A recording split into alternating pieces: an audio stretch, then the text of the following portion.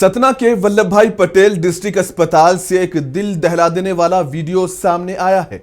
Video में एक दादी अपने पोते के लिए हाथ में ड्रिप लिए अस्पताल के बेड के करीब खड़ी दिखाई दे रही है, जो एक हादसे में शदीद तौर पर जख्मी हुआ था। और इस वीडियो ने इंतजामी दावों की कलई खोल दी है, जहां मरीज को जरूरी तिब्बी सहूलतें फराहम नहीं की गई। दादी को ग्लूकोज की बोतल हाथ में पकड़े आधे घंटे तक खड़ा रहना पड़ा। इसी दौरान अस्पताल के मुलाजमीन और वहां मौजूद अमला खामोश तमाशाई बना रहा।